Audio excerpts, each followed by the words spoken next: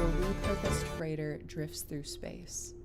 As you stare out at the star-flecked void, another ship comes in. Wait, is this sci-fi? I thought we agreed on a World War II campaign. Oh. Did we? That's cool. I can pivot. The smell of smoke curdles in your nostrils. Hold up, I thought we were prepping for a zombie apocalypse campaign. Alright, here's what we're doing. It's the year 3700. Humanity's elite fled to other planets long ago, taking with them all forms of advanced technology. Earth survivors scrape by with historic tools as weird phenomena plague abandoned nuclear sites. Witnesses report seeing glowing lights and the dead rising from their graves. And amidst the chaos, 3 strangers will meet in a dim bar. A veteran zombie slayer, a disgraced general out for revenge, and a space mercenary sent to investigate the power plants. Now describe your characters. How did you do that? I have the right tools for the job.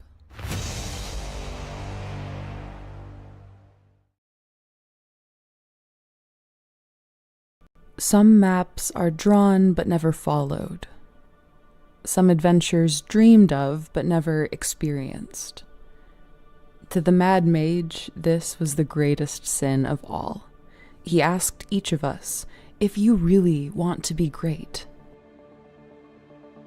how far will you go? For over 15 years, we had no answer for him. Until today. Our journey to Castle Zagyg starts now. The fortified town of Yggsburgh hums with life. Traders, rogues, and scholars all gather together on the edge of the unknown. Depending on your neighborhood, the cobbled streets may be lined with strangers of an unscrupulous sort, but make no mistake, the people here hold the key to untold wealth and knowledge.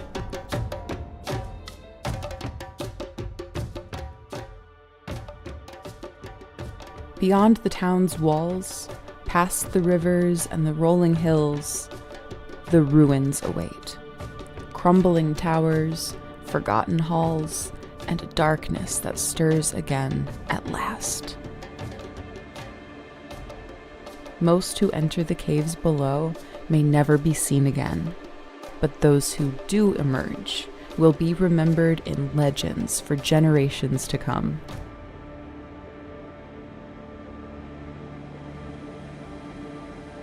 And beneath it all, deep in the belly of the world, lie the upper floors of the dungeons. In this lightless place, you'll find twisted experiments, lost artifacts, and horrors unseen by mortal eyes.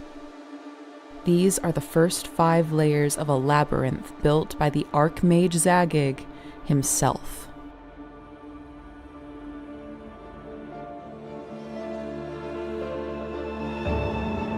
This is more than a campaign setting. It's a gateway to adventures beyond your wildest dreams. So, will you walk with me, traveler? Don't you want to be great?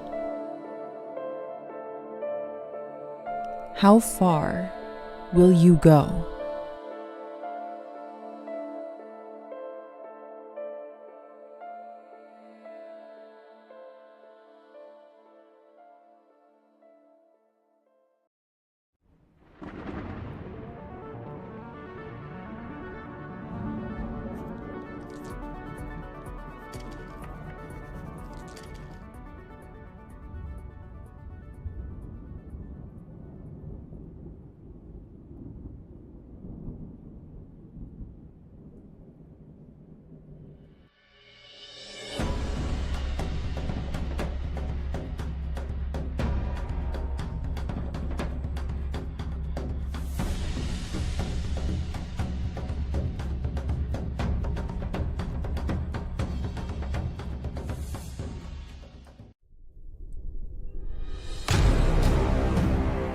Trollord Games, join the fray.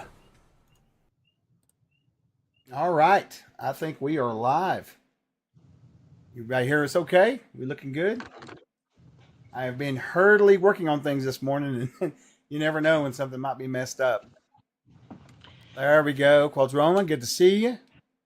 Man, there are a ton of people already here. Steve had to step away for a moment. A new follower has joined the fray. Welcome to the show. That's right. Welcome to the machine. Anyway. All right, so I have a little explanation. I've been offline for like 24 hours almost, and I can almost tell the exact time. About 8:30 yesterday morning. 8:10 was the last Skype message I sent yesterday morning. And Kent was complaining because my camera wasn't working. It was all fuzzed up and whatever. And I was like, well, I don't know what's going on. And then about 8:30, my internet went out. And I was like, oh my God, I broke something. Going through the computer, blah, blah, blah. The dog chewed through the internet cable again. So I had no idea what was going on with the Kickstarter, anything. I just got it back up and running about an hour ago, hour and a half. Well, we've got some production issues we've got to solve in the next 24 hours. So Steve, take us away. Introduce us while I go in and fix Backerkit. Welcome, everybody, to Troll Lord Complain section. With Davis's cables out and our production issues. And all of that. This is, we're just doing a quick stream today because Chuck is going to upload the next wave of stretch rewards on the Backerkit crowdfunding campaign. I'm pretty excited about these. For those of you just joining us and just kind of haven't learned what we're doing, yesterday we launched a Backerkit crowdfunding campaign for Gary Gygax's Castle Zagyg. It exploded out the door. We're at, as of this chit chat, 1,279 backers at 278,000. The next stretch rewards at 300,000. We'll get those loaded up here in a few minutes. But it's doing extraordinarily well. If you haven't backed it, please hop over there, back it, share it, whatever you feel you can do. This is bringing out Gary's classic dungeon, wherein Dungeons and Dragons was created. As he was playing through these scenarios with his children, Luke, Ernie, and Elise, bringing it all to fruition. And now we're finally bringing it back to print. So please head over and check it out. And Chuck, do you have those stretch rewards uploaded? I'm actually going to. Funny you would mention that. I'm going to actually throw that graphic up on the screen so we can talk about them. As soon as I get over to this folder. The Dungeon of Dungeons. The Dungeon of Dungeons. The Dungeon of The best it will ever be. What's cool about this whole product, I guess, I don't know, product line maybe, is it's not just the dungeons, right? It's the 27 level dungeon. It's a vast and huge castle with towers and the caverns beneath the castle and Yggsburgh and the setting around it. And I was going through Yggsburgh this morning, and I had forgotten, Davis, and you probably remember this, you may or may not, but each of these areas that's described in Yggsburgh and in Eastmark comes with an adventure hook. Yes. It's really cool. It's like 1 or 2 paragraph adventure hook to get you. So there's so many adventures already laid out for you. Okay, so this is the pure genius of Gary's writing. Okay, for gaming, is that he was able, with a twist of a phrase or turn of a sentence, be able to create an adventure. And when we were first doing Zagyg, especially the Eastmark folio, is when it really, really, really clued into me.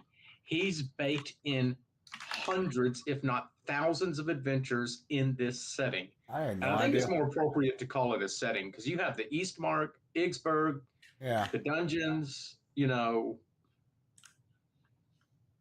Yep, the whole thing. Hey, Chuck, I sent you a message via Skype. Can you read that real quick? Sure. Because that needs to be happening. Oh, I meant to. Yeah, that needs to be happening too. So do we need to log off and log back on real quick? Maybe. I hate to do that to everybody. Let me check real quick. That's a good point. I didn't think about that. I noticed that yesterday. There's something you got to do weird in there. Let me go look real Yeah. fast. So what we're doing, everybody, is we need to be streaming on Backerkit as well. Yeah. And we aren't currently, so we may have to log off real quick and There log it back is. on, or whatever Chuck's got to do. This is beyond my. I got it. Are we going to be good?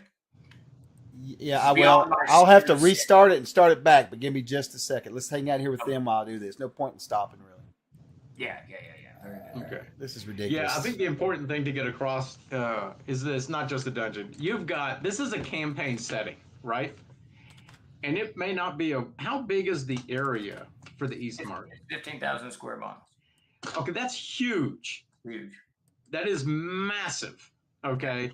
And you could literally spend the rest of your life adventuring in this little one area. You could, I guess, run whole campaigns there. You remember, or you may or may not remember, you were in it, but Mac he started us in the just outside of Yggsburgh, and he ran us in the East Mark. We played for almost a year, once or twice a week, and we didn't quite get to the castle before my character got killed. Yeah. Yeah, and we didn't even get to the castle. So that's how big this is, and fun too. It's great. When DM John says, I got all the CZ books that were released back before Gary passed, bought them in around 2015, have been running multiple campaigns for 8 years using just that content, and have barely scratched the castle dungeon. Yeah, that's what's crazy about it. Yeah. There's so much content. I mean, it's literally insane. And that you know how players are as well. You'll be in Yggsburgh, and, every player, once they get to a town especially, everyone does their own thing. And you can get involved in something really, really quick that you think, okay, this is going to be over. And it turns into a whole cycle of adventures to get through this one little adventure hook that has been mentioned there. Like the last 4 words of a sentence. Oh, yeah, that got me. Yeah. Yep. Which is cool. And then because Gary puts so much, and it's not like 25 pages discussing this shrubbery. It's half a column, maybe a column describing this forested area, this neighborhood, this part of the castle. And here's an adventure hook. This is what's going on. And you can do that or not. So you can easily pop that book open, read something, dive in, and you're golden. Yeah. Gary had a really good way of bringing you into the moment and not locking you into that moment. Clovis is into the guild building. Hello, Clovis. Clovis says, so many of us have wanted this grab forever. And that is 100% right. We have been, Clovis knows, Davis knows, Chuck knows, a lot of us, we've been hearing about Castle Zagyg, Castle Greyhawk in the day, but Castle Zagyg now for what? I don't know, since the 70s? 10, 20, 30, 40, 45 years. Long time. and it's the funny thing, I know it's been released in a couple of guises. Clovis is going to know this. Yeah. What was it? I can't remember the name of it. It was Greyhawk something, Adventures or something. But it was this kind of tongue-in-cheek. I think the first one was the next one was a mockery. Something like, it was trying to be something. I don't know. We are older than dirt. Yes, Clovis, we are older than my hair is not quite as brown as it used to be. We're older than Clovis points. There you go. Clovis point spirit. There you go. Yeah. So I don't know. It's cool to be bringing this back, and the two sides to this that kind of jazz me up. One is for those of us who've been doing this for a little while, it's bringing something out that we've been waiting for a long time. But also, it's really badass. I mean, it's not just a relic from the olden times that we need to remember the old days or whatever. No. That's not it at all. There you go, Clovis. I still have some left. So it's not this. We should appreciate the past because it's the past. Which I know, Davis, you're not a big fan of appreciating the past. It's the past. There's so much of it. Yeah, there's an awful lot of it. So it's really cool. Like David was saying, this thing it's so hard to describe how much content is here. And it's really a shame that Gary passed when he did, because he wanted to do so much more for this setting. And I think that when we first started working on it in 2004, he wasn't super excited about it. He really wanted to work on other stuff. There was other things, but as time progressed, he started to get more and more excited, I think. And really diving into, especially Yggsburgh. Yeah, I think once he saw that Yggsburgh was done, once he had finished Yggsburgh and we had it in print, he got really, really, really excited because for the first time he was able to put his words back on paper, I think, and the way he wanted them. I see we have a question in here somewhere. I just saw it. Can I get a reminder of the Gygax estate stuff means reprinting Lord of the Rogue novels as petition on the table in the future? I have officially petitioned the court as of last Tuesday, I think. So like a week. It usually takes about 30 days. So hopefully we'll know in the next 3 weeks or so. And the court will hopefully stamp that and we can start work on the Lord of the Rogue novels, which would be fantastic. Yeah, we also have the... Anyway, there's a lot of projects that we need to get out.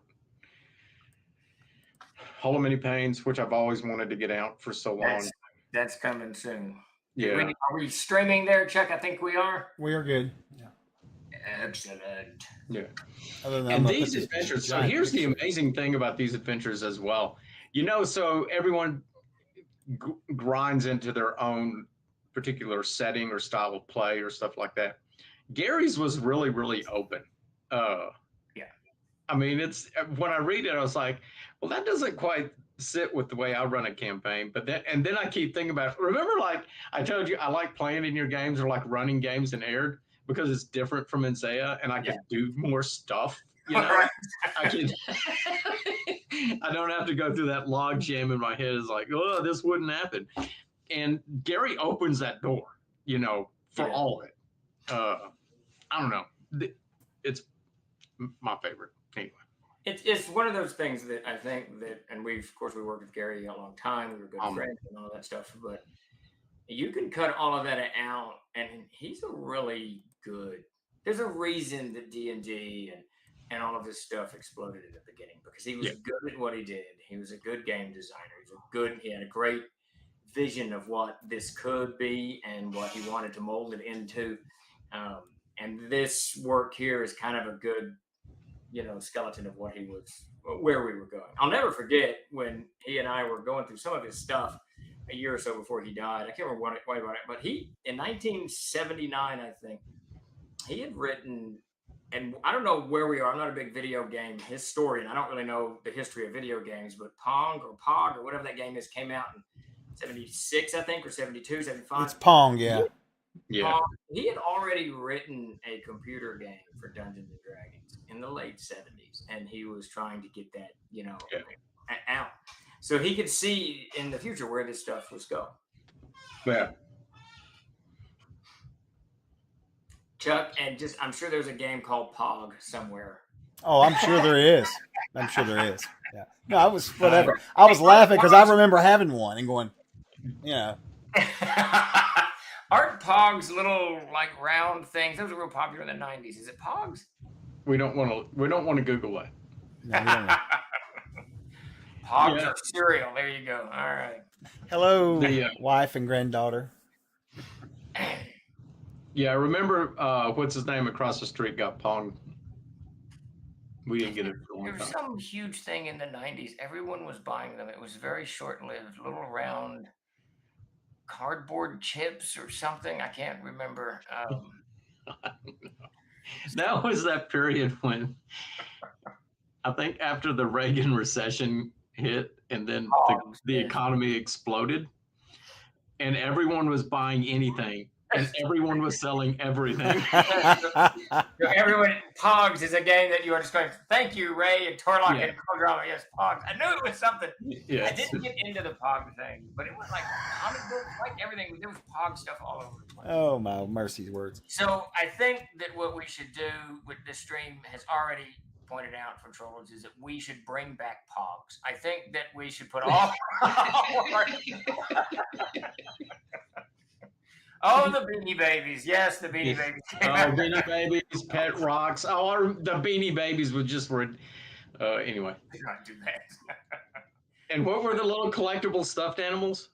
Those are Beanie Babies. Those are Beanie Babies. What about the dolls? Those ugly dolls. Oh, what were the Cabbage Patch Kids? Yeah, Cabbage Patch Kids. Mid 80s, late 80s, something like that. CNC Think Pogs. Willie knows the truth. Let's start a new line called Broccoli Face Kids. Let's do it. They'll be here all week, folks. Try the veal. You know what we need? Pogs the setting. We need a Zagyg plushie. There you go. A little, so you can hug your Zagyg. I need an alien plushie is what I really need. Don't you have an alien plushie? I do not have an alien plushie. Kathy's into knitting a lot. I do have this badass thing. Oh God, that again. And look, now, so it comes with a cow. It's got a magnet on the cow. Now you can hear. Wait, you should be able to hear the cow. The cow moves as it's being taken away. These are the people that I work for. Now, Chuck, did you get those stretch awards up? yes, sir. They're up there front and center. Real quick, before we dive into them, I want to thank everybody for coming out. We are doing a giveaway over here at twitch.tv/TrollLordGames. If you would like to just hop into Twitch real quick and enter in, just give us a follow at Sportsport Raffle. If not, that's okay too. And yep, there it is. Steve, can you see the list? I can. It is awesome. First off, I think that Dougal Dub 1, Double Dub. We got to do an Ungaren plushie. Now you're an Unklar plushie. Oh, an Unklar plushie. Oh, that would be cool. Now you're just talking crazy. That's just crazy. And Johnny, thank you. We have gotten your graphics. You may see an overhaul to this campaign. Johnny, we very graciously went through and created some new graphics for us. We may put those up here the next day or so. But for now, we are focusing on. Wait, Johnny Omaha? Johnny Omaha! Yeah, he whipped us up. He reached out to Jeremy and Jeremy to me last night, and he whipped up some pretty cool looking graphics. Awesome. Streamline a little bit of stuff. That make it maybe a little bit more palatable, the reading of it. Yeah, Johnny's graphics. I don't respond to graphics. I don't care. I just read text and move on. And if it's a video, I don't even watch the video. And if perchance I start to watch the video and they spend more than about 3 seconds introducing what the video is about, I just turn it off. The title tells me what it's about. Get to the point. I got no interest. Yeah, Kent wouldn't go over a text of mine the other day because when I write long things, I break them up into parts, on different pages so that they're separated. Like chapter 1 ends or section 1 will end and the next page is section 2. And oftentimes there'll be a blank space on that page. But Kent won't accept it that way. If I don't send him a freaking wall of text, like with 0.05 margins on the side, 11 point font, and then just like block it all out with nothing, just nothing. I don't. You put so many spaces between your paragraphs. No, he literally said to me, "I couldn't finish it. There are too many spaces. I don't know what you've done." It's like, what? It was too much. I scrolled for it was like 3 days and nights. I scrolled and I couldn't get to the next sentence. So this is just too much. I know. It takes me 7 weeks to get to the bottom of the thing now. So it's going to take a little bit longer on each page. That's right. Steve, I sent you. I have to take a train to the bottom. I sent you a message over the Skype. Check it out when you get a second. Yeah, we broke 300,000 last night, man. I just couldn't believe it. That was really fast. In fact, when we went live with Steve, he told me, he goes, "I think we'll hit 200 by the end of the stream." I was like, I don't know. Lord, I didn't even picture waking up to 300,000, or 250. Yeah, not 300. It's been a long night. Yeah, I don't think we've broken 300,000 yet. Yeah, we're not yet. The point being is when I went to bed, we gained like $50 grand. Yeah, it's doing good. Oh, right. Yeah. I didn't know. Like I said, I didn't see anything last night. I got up this morning and got up on my phone and looked at it after my irritation had died down. I was like, oh. Then I called Kent. Tried to. We hung your internet wire, did we not? It was. Well, I had to. Sure, Jeremy. Yeah, I had to drop it down because for a variety of reasons. Anyway, it landed just shy above the ground, and the dog ran into it, and I guess he was chewing it up because it was irritating him. So we Well, just you tore it know, apart. yeah, Chuck, get Jeremy in. You know, 2 weeks ago, I lost internet for a day because the ice had lowered my cable line from the pole, and it was chewed. Now, I didn't tell the internet company, whoever, what, AT&T, whoever, but it was chewed, and it was not a squirrel. My dumbass hound dog walked out. I'm guaranteed I can see it. He licked it again, and then he bit it gently, and it was just pliable enough. Yeah. And then he chewed it until he got the copper out and stabbed himself in the tongue or gum or whatever. And then he quit chewing it. But by that point, Yeah. we had no internet left. And see, I'll bet what was happening, because you noticed the camera was going out, and I bet you he had chewed it a couple of times, and that's why that camera was going out. He was just touched it enough that. Anyway, pinched it. The love of dogs. Yes. So let's dive into these new stretch rewards. I think that Chuck has them up. Yes. Am I right, Chuck? You've got them up and on the site. Are we good to go? Up there? on the upper right hand corner, the one that's on the front. You know, the orange one. But it's in the whole wall of text, right? It's down in there. Blah blah blah. I've just got the levels thing, so I got up like the meter and where we're at. Yeah. Perfect. And you've got the descriptive text too. You got it all in there. Okay. Yeah, I need to change one thing on there, but yeah. I'm looking at it. You got it in there. Yeah, so we are up next. We're looking at stencil names for the leathers. If you have backed at the $450 level, we're going to take your name and stencil it on the front cover. We're going to not 100% insist, but we're going to try to really get you to put your real name and not an internet name, because it makes it very difficult for us to find you in the mix when we've done this before. But whatever name you want on the front, we're going to put on the front, and that's at the 300,000. If we hit 300,000, 350 is a map of the city, the small town village of Garham, which is pretty important in the Eastmark area, slightly larger than the others. And Gary wrote quite a bit about it. There will be a map of this done by Bill Edmonds in the book, but we're going to ask Svetlana to come in and do a much more illustrated map of it. Her stuff is so crazy beautiful. And then if we hit 400,000, everyone who pledges at the 320, I think, and is that right? 320 and the 450, the upper two tiers, we're going to give you an extra set of maps in the boxes. So where there's 2 maps, you'll get 4. Where there's 4, you'll get 8. Where there's 8, you'll get 16. So you've got a collector's map and one that you can mangle, batter, and maul at the table. And then lastly, at 450, we're going to create a special screen for Castle Zagyg. This really seems to be a natural fit for the whole campaign. You get into the Yggsburgh book, there's a ton of encounter charts. There's all kinds of information in there that the CK could use for ready use.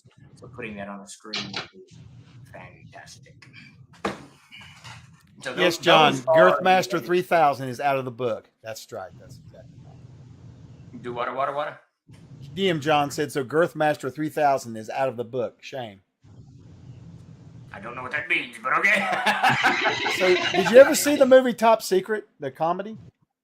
Top Secret, sure. Is that with Charlie Sheen? Yeah, they No, just, that's- where the Pinto barely that's hit not- the Top Secret is a Zuckers movie. yeah. The guys who did Airplane. I've probably seen it. I've seen most crap movies. It's like a no. It's a funny. It's like a spy movie, but it's like a parody of spy. What's his movies. name on it? What's the guy's name that lost his voice? Val Kilmer. He plays in. Val Kilmer.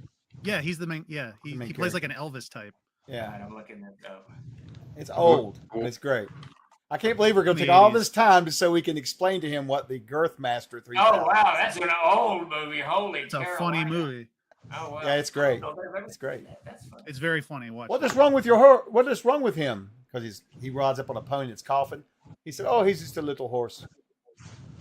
That's not even the one where he's like, I know a little German. He's right over there. Right. It's a little guy in lederhosen waving at them. Holding a beer up. Carl was actually telling that, saying, "I know a little German" in the chat. Yeah, right now. exactly, man. It's like, hey, we did have a question pop up and completely forgot to tell you. And there may be more. If there is, I missed them. Just pop them back in here. You're fine, John. Everyone likes to talk about the Girthmaster 3000. Let's see. Question from George Fields. How many volumes total do you expect CZ to be? 5, Probably right? 5. it'll be 3 volumes in this Backerkit campaign and 2 in the next. So the Citadel, then the Ruins and the Cellars. We think we haven't finalized, but we're pretty sure the dungeons, and then the caverns. And those will be the next 2. I like that name, the Citadel. That's a good title for it. I really like that name. I really Turned out well. Thank you. Hot Shots was a great movie, Ray Tales. That's the one with Charlie Sheen, right? Yes, I think it that's is. Yeah, that's Charlie Sheen. That got a sequel, I think. Yes. It earned a sequel. Back when comedy films could do well enough to get sequels. Yeah. They used to. that's for Airplane's sure. still probably the best of the parodies, but Oh yeah, there's still a lot of comedies coming. We out. started watching those again, and we made them through, and now we're in Naked Gun. So well, if you remember, for those of us gray-haired, back in the 70s, there was a whole bunch of there's a Towering Inferno. Oh yeah. There's all these disaster movies about whatever, and that's what when Airplane comes out in 79 or 80, whatever, it was making fun of all those disaster movies. Yeah. Well, Yeah. Airplane is there was a bunch of them too. is a scene-for-scene remake of some crappy B movie called 0 Hour, I think. Oh, Like it's the exact same plot, but with almost the exact same script, but they just piled jokes on top of it. Yeah. Airplane is That's funny. There's Yeah. there's no loading or unloading in the white zone. Don't start your shit with me again, Betty. The Harry Krishnas in the airport was hilarious. Classic movie, man, for sure. Dread Monkey Lord asks, can we get Steve to create a stretch goal reward as a sorcerer class with all 24 levels, remembering that they have to cast spells using charisma and get their power from a magical ancestor, like a dragon or something similar? Is that possible? Wait, go over it again. I'm gonna say no. As long as it has monk abilities. Yeah, and some assassin abilities. Right, and it's a gnome. If you desperately want a sorcerer class, just take the wizard, make their spellcasting modifier charisma, and just describe where they get their spells from differently. That's exactly. Give them something. Here's your patron or whatever. Magic user, right? Third edition, it threw out the illusionist and introduced a new caster called the sorcerer, which got spells more quickly, but didn't have as much options and they're very slightly different. And that's why Mac, for the Adventurer's Backpack, created the magic user to bring the magic user back to the table, I believe. The magic user and the thief. Yeah. Well, yeah, but it's a different take on the magic user, obviously. But I love it. His 2 favorite classes in the olden times. Cerner Ruck class. Oh wow, I don't know about that. That would be cool. Yeah, but we took the thief and made it an actual thief.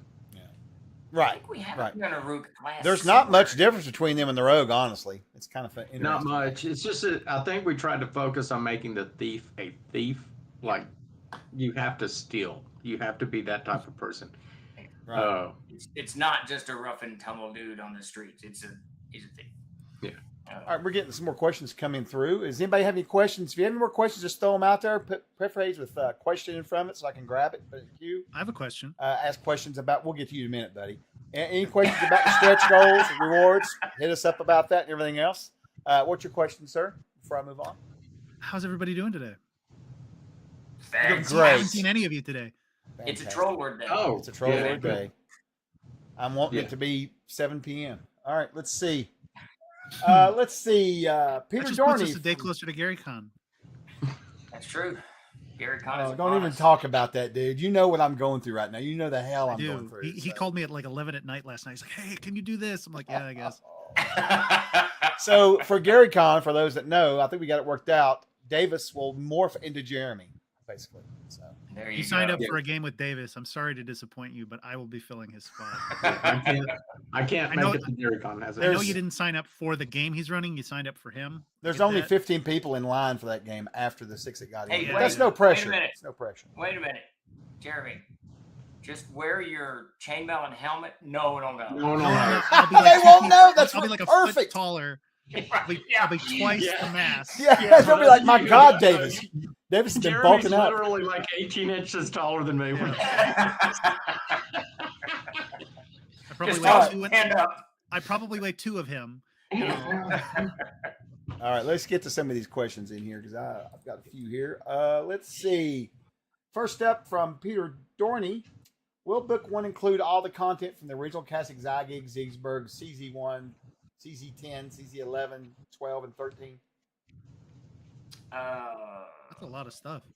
Will book 1 include all the content from the original Castle Zagyg books on Yggsburgh? CZ1, CZ10, 11, 12, 13. I'm going to double check. If he gives me titles, he could speed this along, but I'm pretty sure that those CZs that go further down the line are the city books. Yeah. I think, but I'm getting into that now. I think those are the neighborhoods. Those would all be in Citadel, right? Yeah. Yes, CZ10 is Town Halls, 12 is Storehouse, 13 is East Corner, 14 is Rivergate. I don't know why we don't have 11. My best guess would be that it didn't get finished before CD12 did.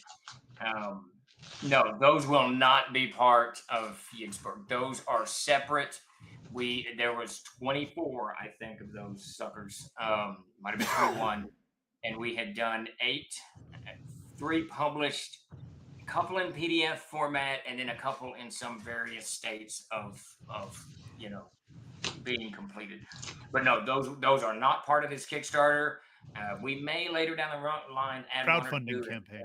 Crowdfunding, thank you. Project. As a stretch reward, but as it stands right now, they are not. So when you get the Citadel, it's going to be this book right here: new art, new cover, new maps, layout. We should have Peter's in the chat right now. Peter should have the mock-up for the ounce in, which we will endeavor to get up and onto the stream today, on the page today. Still think we need a menu. Yeah, did you see what Mr. Dorney said? He replied with the free town of Yggsburgh Moat Gate in the chat there. Say again? CZ11, the free town of Yggsburgh Moat Gate is what he replied. Is Moat Gate? I remember the title, but it's not in my list here. I wonder if I can find Moat Gate. We were working on so many. One of the stories I love to tell about Gary towards the end, and we did a Winter Dark campaign, our convention in January of 2008. Of course, he passed away in March of 2008, and at that Winter Dark, he just outlined this ginormous list of stuff that he wanted to get out and publish, and wanted us to work on. Because I remember calling, I can't remember if you were there or not, Davis. I think you were not there for that convention, though you may have been. But I remember saying to you that he's busier now than he was back in the 80s. Yes. This is crazy. Just good. That was that last convention? Yep, the last one he went. Winter Dark was the last one he went to. It was January of 2008. Yeah, we got in the truck afterwards. And that's when you told me about it, because I wasn't keeping up with what you and Gary were doing. But I remember when we pulled out of his house, I was sitting in the passenger seat, and then you started going over what you and Gary discussed, and that's when you brought it up, how busy he was. Because I never like. Yeah, you're never part of the production schedule discussions. I wish I could find that. It was all written down on one of those yellow notebook pads. I wish I could find that pad. It's somewhere buried because I just made all these notes. Let's see. Okay, so Terry DM 1978 has a question. Will there be any more stretch goals that aren't exclusive for those backers that went with the leather-bound books? Say again. Terry's asking, will there be any more stretch goals that aren't exclusive for the backers that went with the leather-bound books? Yeah, absolutely. This next wave, it really builds up the higher level pledges and kind of, stomps those up. But the next round, we will definitely, it's going to be more content related. So and I think really the only one on the new 4 that popped up, only one of them is exclusive to the leathers, though. The other 3 are still for various levels, right? Yes, for the 320 and up, and the PDFs go to the PDF level. Right. Yeah, Terry. So there's the other ones. There was just one that was exclusive to it, and that was the lower one right here, and then the next ones are a little more. Let's see, Johnny Omaha. How's the Backerkit experience versus Kickstarter so far? It's fine. I'm not having many problems. Some learning curves. We've got a little bit of learning curves. We're all trying to learn about it, of course, when you switch to a new platform. But so far, the experience has been fine. I will say. You can edit stuff on it. That's pretty cool. Yeah. Yeah. Yeah, it's really nice that I can go in and fix things whenever someone points something out, and not have to recreate a whole new this or a whole new that. But there's a few things I want to see. Maybe we could talk about improving further down the road. Some things I'd like to do about duplication and such. But it's good. It's very good. You know what we need to do for those people who aren't planning to use this for Castles and Crusades. I guess we do the conversion. Put a link up to the conversion chart. Or what? For what? To what? Like how you convert like the CNC stats to other things. Didn't we have a conversion chart for that? We did the 5th edition. A I new don't know if we still follower have it. has We could do joined one the fray. to convert this to CNC Okay, if you never want. mind. Oh wait, it was already CNC, right? Part of it is. And even if it and the conversion thing for to AD&D or OD&D was like 1 page or half a page. It's just saves and not using an attack matrix. That's it. But if you remember, we did that poll, and we polled like 4,000 gamers, and everyone, it was like a 100% agreed that if you want to convert to 5th edition, you should just play Castles and Crusades anyway. Yeah. Oh yeah. No, that's I would true. wager. That's I would wager true. Even the president of WotC said that. It's amazing. It's absolutely amazing. I would wager that for the people who are backing this and not running it with Castles and Crusades, I would wager more of them are probably going to run it with Advanced Dungeons and Dragons than 5th edition. That's just my guess, based on the property. Yeah. That may be true, but we don't want it to be true. If you're playing 5th edition, you need to check this thing out. This thing is awesome. Castles Crusades is easy. It's going to be easy to convert, or this will be easy to convert to 5th edition. It's not. Oh yeah, I don't mean to say that. Yeah, no, it's absolutely. very different. It's child's play to convert to anything you want to. Yeah. Let's see. Next up is Peter Dorney from YouTube. Is it possible to get a pledge level that only includes all the leather books boxes, please? Is it possible to what? I gotta listen to the questions and quit reading the internet. He's asking, can we add another pledge level that will be just leathers and leather books with boxes? In other words, no print. So you can already do that if you go in and do the $5 pledge, and then you can go in on add-ons and add on just the leathers, and you're golden. So you're good. You're good. We don't need another pledge level for that. We already have you covered. Yeah. And then you should get all the rewards and stuff because it counts as a. And that's yeah. So that's. Oh wait, no.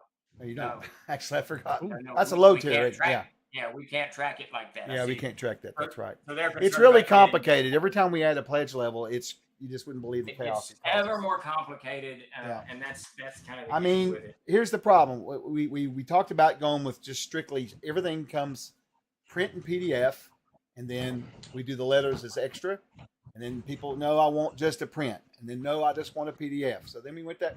It's really hard to figure it all out. To be honest with you.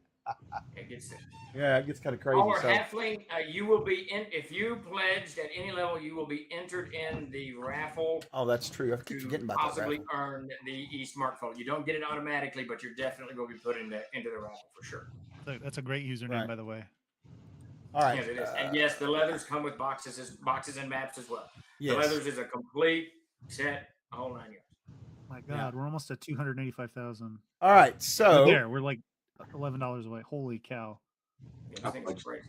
I can't Let's believe see. this. Yeah, this is amazing. Oh, I see what he's saying here. Yeah, we'll talk about that in just a second.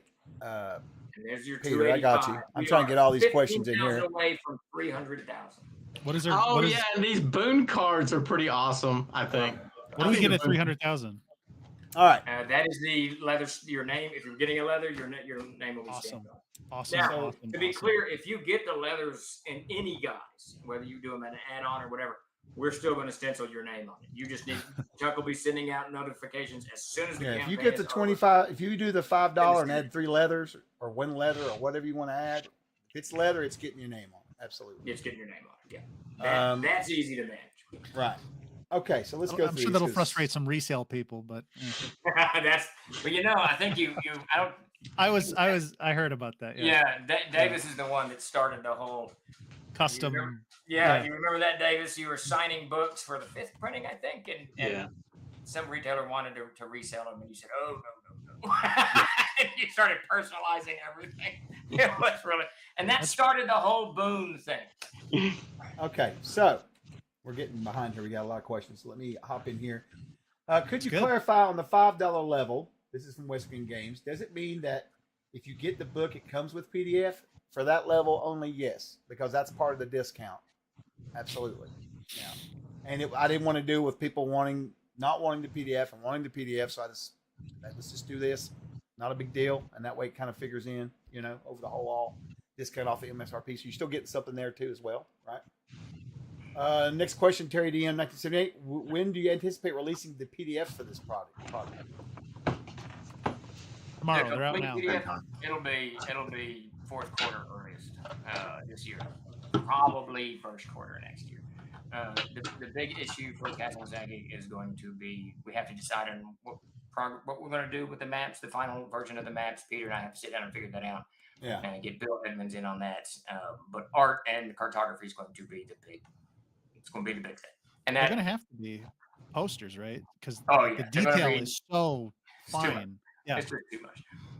But I'm torn. I'm always torn on this. That if you go to the Backerkit campaign now and scroll down a little bit, you'll see Peter Bradley's rendition of the Mouths of Madness, I think, in the castle. I can't remember exactly. It's like the courtyard into the castle. Yeah. Yeah, so it's the courtyard area. So that type of map is exceedingly useful at the table. Very useful. But if you open up the Hermit and you look at almost any VTT, what Bill Edmonds has done is he's mapped out each room and he's put furniture in it and all that stuff. And that stuff is visually just, inspirational. So there's the war. It's like the movie Platoon all over again. There's the war between the two sides. It's at such a monstrous scale. Yeah, I don't know. The worry is that would just become noise after. It's interesting though, because when I run games with maps that are detailed by Bill or other artists, the players will use those maps literally as they are drawn. I have to always tell them that stool's not really there or something like that. Yeah. You know what I mean? It's interesting. It's very interesting, Yeah. which is kind of neat. If you think about it, if you make a map up just the way you want it, it's killer, right? They treat it as gospel. Yeah. Yeah. It's really interesting. All right, let's see. Herod Cabal asks, wow, what is the picture in the lower right of? What product has that? Cover of the Citadel is almost amazing. It's also amazing. Who did those? So he's basically asking about the artwork that we've got up here, but I think this is just placeholder artwork, I think, right? Well, these will not be the final covers for these books, Right. but that is Thomas Hans. You saw some of his work pop up in the Codex of Ered and the Monsters and Treasures of Ered. Yeah. He is a fantastic artist that just does these somber scenes, and these are some of the conversations I wish that I would record that Davis and I have that are behind the scenes that not even Chuck or Jeremy or anybody here. I know when they happen though. Conversations that Davis and I have about covers are so funny because I want everything to be these dark, somber scenes of lonely looking out over there. I know it's so depressing after even I get depressed, and I despise. Do you remember the hatred for all the brown and greens with the M&T? Oh my goodness! Yeah. But Davis wants it to be more action oriented with a party of adventurers doing adventuring stuff. Well, one I think more closely hews to what playing the game feels like. One just appeals to your sensibilities. You could make such an argument.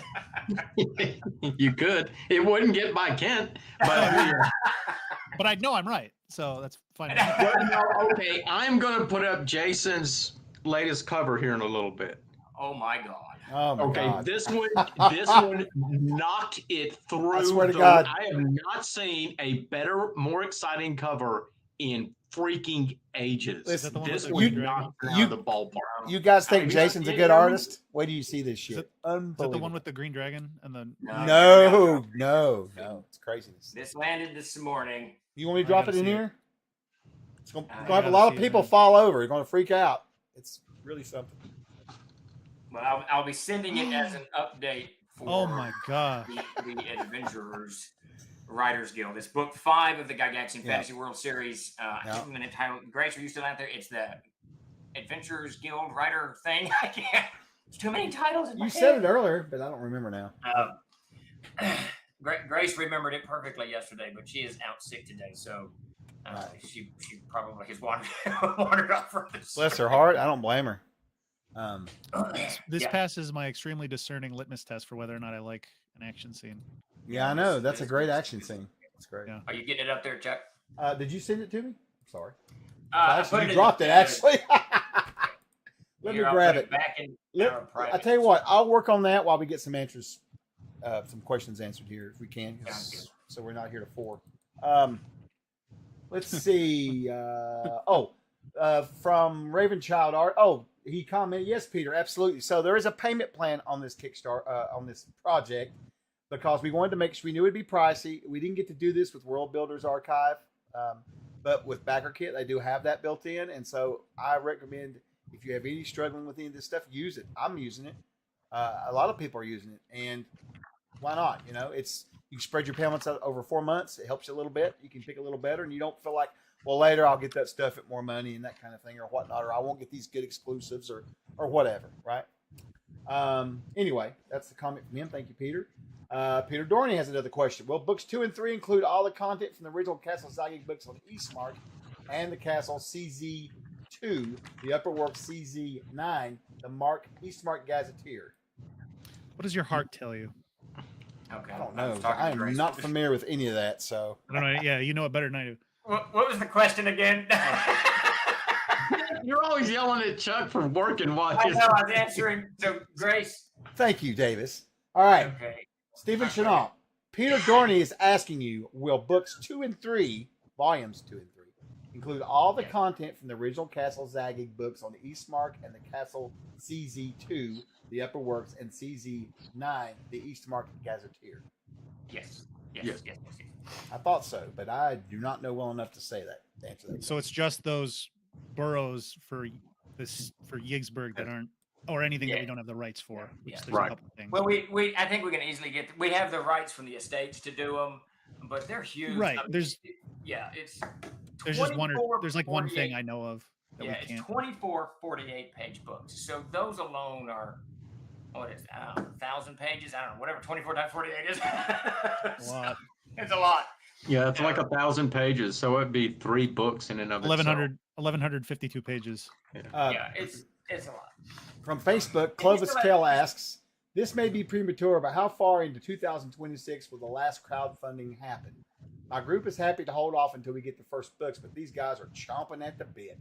So the plan is, Clovis, and I'm relatively confident. I'm always confident, but you can frequently misfire. But I'm relatively confident that we can get this out. We can do the crowdfunding campaign first quarter of 2026. And the idea is that these 3 books will be shipping or minimally at the printers by the time that happens. By the time we grab them. Barring unforeseen cataclysmic catastrophe, of course. Yeah. Yeah. We don't anticipate any companies on the coast that involve wizards. We don't anticipate having to redo all of our books again. Right. Yeah. Yeah. A That we new don't follower anticipate. has joined the fray. But there's many a slip between a cup and a lip. So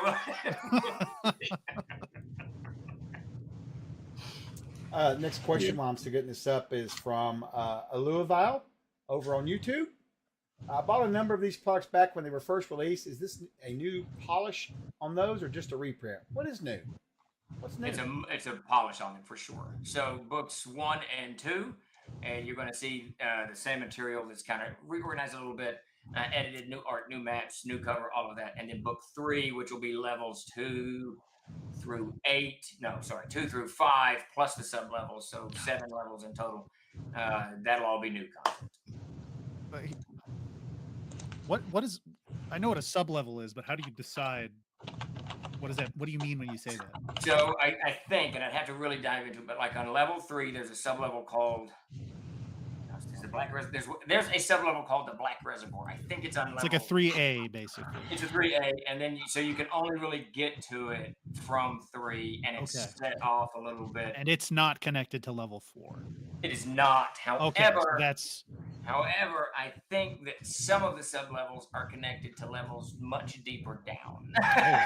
So it's, and I remember, and Peter, and I'm sure Davis does, remembers Gary was emphatic about these levels having multiple connective tissues, whether it's ramps, stairs, secret passages, whatever, tunnels, shafts, whatever. dumb waiters, Dumb ways. laundry chutes.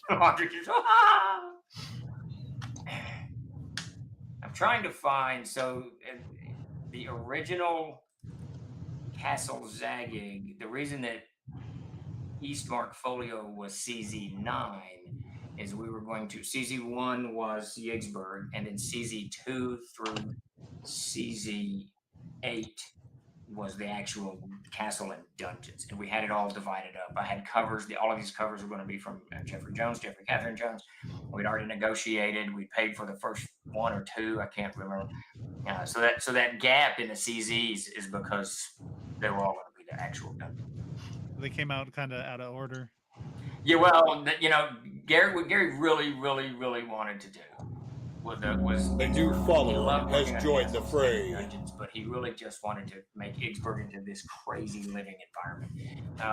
Unknown to almost anyone, Trollard Games and his company had signed contracts and gotten advances for a MMO from, this would be back in 2003. The whole thing was set to go, and it just, the guys that were developing it went whatever.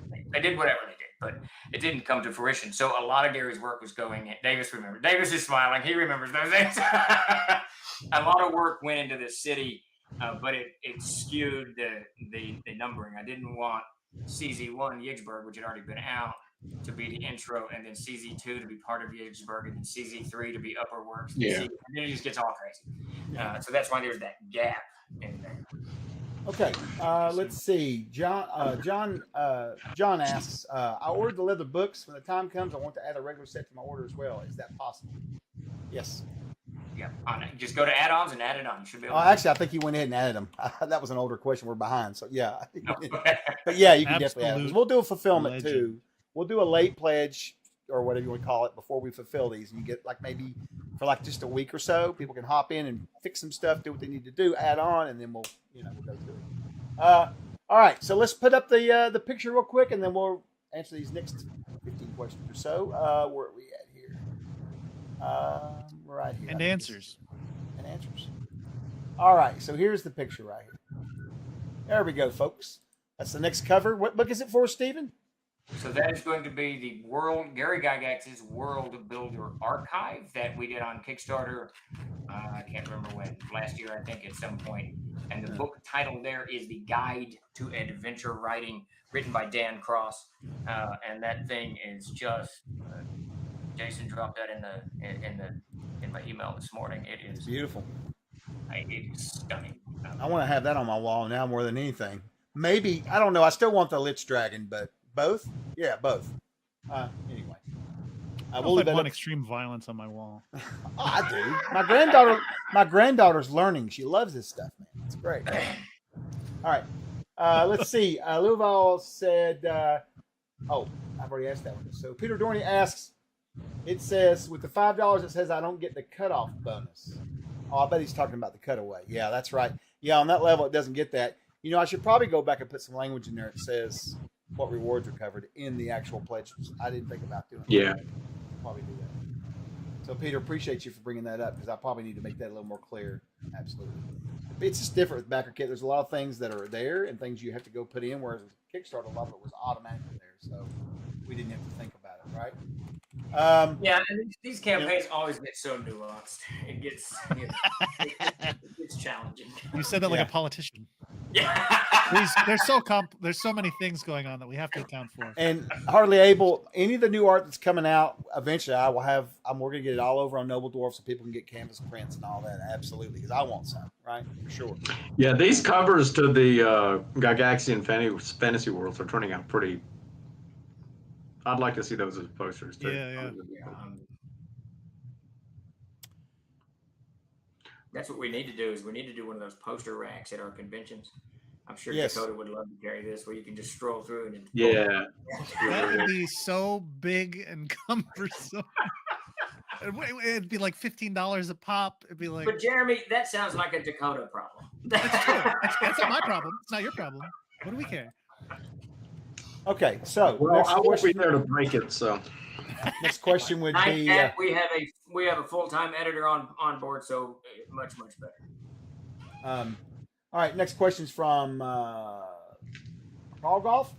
Question: will Gary's optional rules to spend XP to buy skills, originally released as a PDF only downloaded at the TLG website, be added to CZ? Maybe.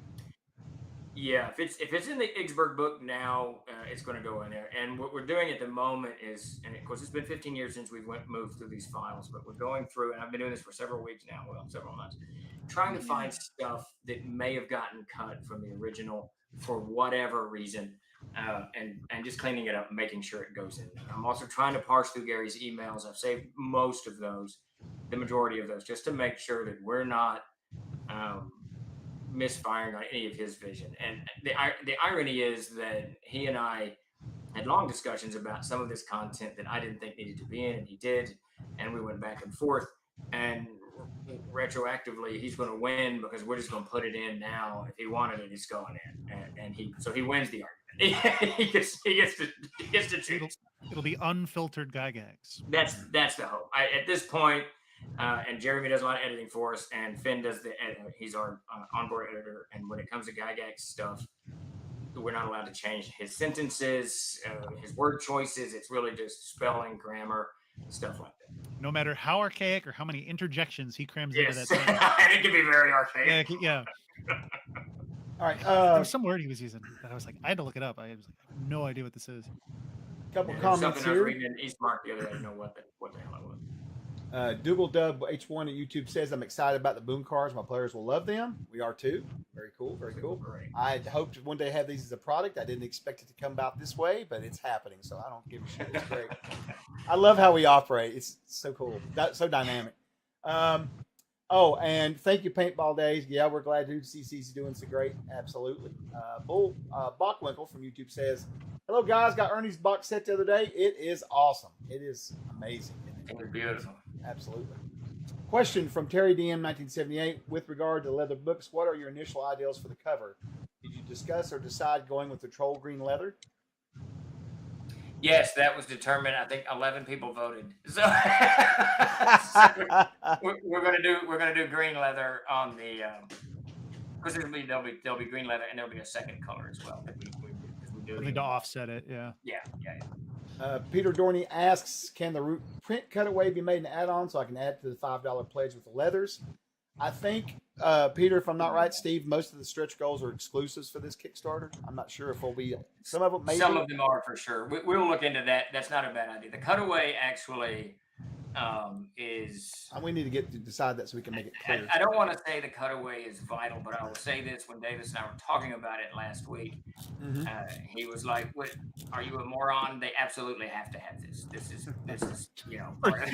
Now that I've understood the size of the castle, yeah, no shit, you gotta have. Well, and even the So the depths. I have a question. We're chopping up.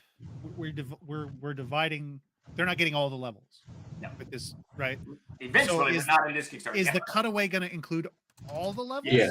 Yes. Oh wow. Okay, so you'll be able to see a little bit of stuff in advance then. Yes, Yeah. absolutely. Structurally on like a macro scale. If you go to the Backerkit campaign right now and scroll cutaway down, you're going to see the cutaway that Benoit did for Armorial the Memorial Tomb, and it is absolutely beautiful. And I talked to him last night. He is on board to do it, so I will get him the information that he needs, and he can start parsing that together. I mean, it just looked really, really cool. Because these dungeons, especially ones with a lot of verticality, aren't accurately conveyed on a 2D plane. You need that other access to really get it. Yeah. It's almost essential, I think. Yeah. And there's a long word file in here. I got to find it again and get it to Ben, but it tells you the depths of each level. This is really 8 feet. This is 700, whatever. Yeah. Paladin It'd be asks, cool to have that as like a poster, like one of those long, thin posters. That would be very cool. That'd be very cool. Yeah, it's interesting. He's got, and this is one reason that Davis and I love this type of material, is a whole ecological stuff about conditions inside the dungeons. I mean, it's really cool. That stuff's really cool. Yeah, there's a lot more detail there than most people think. I think that was something that really, I mean, I never met the man, but just going off of his writing, I think that's something that he was very interested in when designing his dungeons, was making sure that they made biological and ecological sense. Yeah. The early stuff, you don't see that, but no, you're not going to find that in V2, but yeah, when you look at that, back in those days, it was a very different stylistic. Certainly world building was beginning, but it was more more oriented towards survivability than creating this giant epic story arc. They were like Doom maps. Yeah. It's like it doesn't make sense where the demon lives in this room, but he's going to throw fireballs at you when you come in. So that's what we're engaging with, but not. I mean, that's what you were engaging with. Yeah, Doom is basically early D&D with guns. So, let's see. Paladin from YouTube asks, "Oh, when is the North Arkansas convention? The one Davis attends?" I'm not real sure. There's a couple of them I'm talking to right now. One is in Gassville, Davis. When was that? Do you remember? in the summer sometime. It's in the June, July. summer. Both of them I'm talking to are in this. One's in April, I think, and one's in the summer. But yeah, I think that's what it is. Gastown's the one. Yeah, he's talking about. Let's see. Keith Jr. Out of town 42 from Mad Max. asks. Well, yeah, but that's. Will the Castle Zagyg custom screen stretch scroll be a landscape screen or portrait? I was berating Chuck about that this morning. That's right. He was. Historically, we've done portrait, right? Yes, it's going to be a portrait. That Okay. is. Sadly, yes. All of our templates are set up for portraits, so we can put a portrait. I'm going to make screen a together. landscape up one for us, just for me. Hey, Look, you just got to get taller. If you're taller, you can look over it and it's fine. I don't have a problem with these. I have no problem with these screens. Anyways. that we're going to sell some platform shoes to go with them. There you go. Well, no, I was telling Steven that I saw someone who had another one from another game, and it was really cool. They designed it to where it would set in front of the regular screen, so you could have all your vital information. And then if you want to go minimal, you just drop the portrait one, and you've got that one. It's very clever, I thought. It seems like so much stuff. I know. But people like to buy it, so that's good. People like accessories. People Dude, love I love them. Yeah. things. But I like Steve, them. Steve likes toast, is what he likes. Toast and milk. He likes he likes 3 slices of dry toast, Three Dr. slices. Pepper at 11, a single it's not is it a 3 Musketeers or a Twix bar? It's a Milky Way, Milky and Way. if it's really hot, he changes And- that up for a ice cream sandwich. And then it's dinner at 5. The moment I leave this desk. Oh, whatever. When he says I got to go eat, he literally goes upstairs and eats. He doesn't like Yes. saunter around the yard or anything. All right. So Flame Singer 1 asks, odd question on the Memorial Tomb. Will the prismatic maze be available outside the Kickstarter? So you'll have to talk to Ben about that. I think we've got a couple of boxes. I can reach out to Ben. You don't have to talk to Ben about it. I can reach out to Ben. I know that he's got another, we talked about it briefly, he's got another part of the Memorial Tomb that he wants to do. He and Arnie were working on. That's But he's not even going to mention doing that until it is 100% done because of the delays on the Memorial Tomb previous. Smart.